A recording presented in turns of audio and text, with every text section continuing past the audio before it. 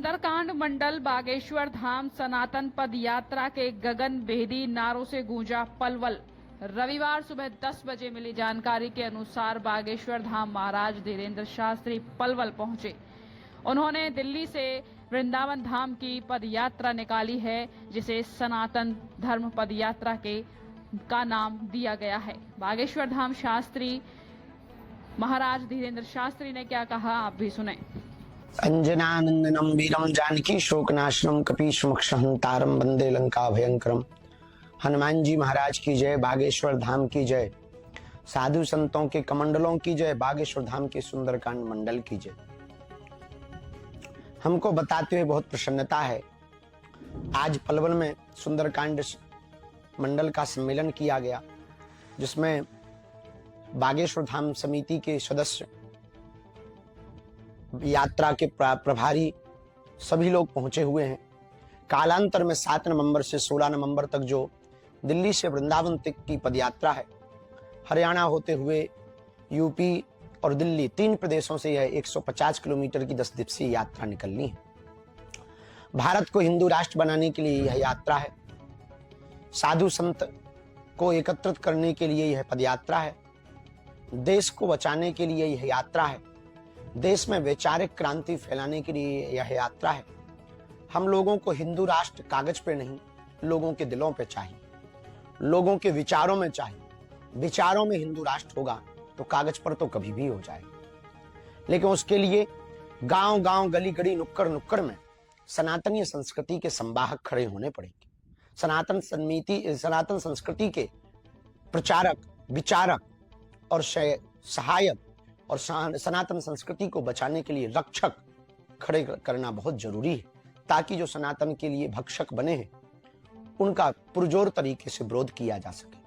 इसका उत्तम उपाय निकाला, गांव गांव, गली गली में बागेश्वर धाम का सुंदरकांड मंडल पूरे भारतवर्ष में बनाया जाए, जिससे सामाजिक एकता होगी, उससे हिंदू प्रबल होगा, हिंदू मुखर होगा, उससे गांव गांव, गली गली, नुक्कड़ नुक्कड़ में होने वाले धर्मांतरण पर रोक लगेगी, उससे सुंदरकांड मंडल के गठन से नशा, व्यसन आदि में पड़ने वाले लोग हनुमान जी की भक्ति से जुड़ेंगे, वह उनका व्यसन छूटेगा, उससे समाज में एक नई जन जागृति आएगी, वैचारिक क्रांति फैलेगी।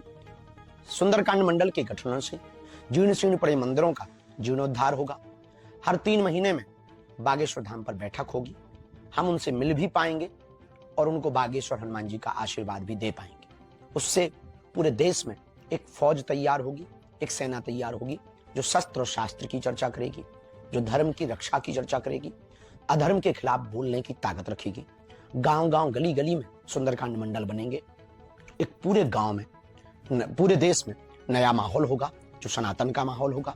जरूरत पड़ने पर यही मंडल सिपाही बनकर के रोड पर, सड़क पर आकर के सनातन संस्कृति का प्रचार करेंगे। वो अपने बच्चों में संस्कृति को भरेंगे, ताकि बच्चे पाश्चात्य संस्कृति, विदेशी संस्कृति व धर्मांतरण से बच सके।